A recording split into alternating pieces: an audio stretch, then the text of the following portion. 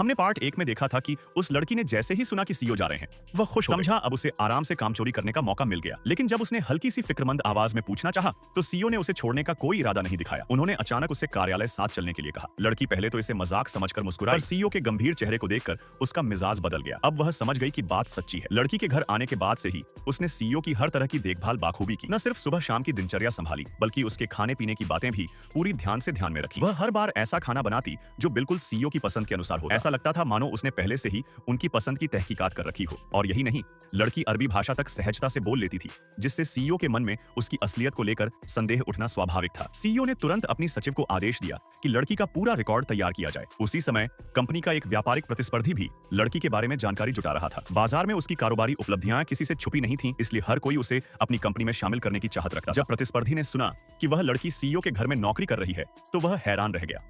उसे विश्वास ही नहीं हुआ। मुख्यालय आने पर सीईओ घबरा गया। अचानक लड़की का हाथ पकड़कर उसे प्रतिद्वंद्वी की भेजी हुई जासूस बता देने लगा। यह टिप्पणी सुनकर लड़की पूरी तरह चकित रह गई। वह जानते हुए कि उसने यह नौकरी 3 कड़े राउंड पास करके हासिल की थी। उसने साफ कहा कि वह सच्ची तरीके से यहाँ आई है और उसके इरादे नेक हैं, पर उसके शब्द सीईओ को आश्वस्त करने के लिए काफी नहीं। सीईओ ने तुरंत डायरेक्टर को बुलाकर लड़की के इंटरव्यू से जुड़े कागजात मांगे। डायरेक्टर के लिए यह बिल्कुल भी आसान पल नहीं था। अगर यह बात सीईओ को पता चल जाए कि उसने नौकरी के रिकॉर्ड में गड़बड़ी की है या पर फाइलें आपस में मिला दी, तो उसकी नौकरी पर सवाल उठ सकता था। अंततः डायरेक्टर ने डर और मजबूरी में लड़की की फाइल सीईओ को सौंपी और अब सच बाहर आने ही वाला था।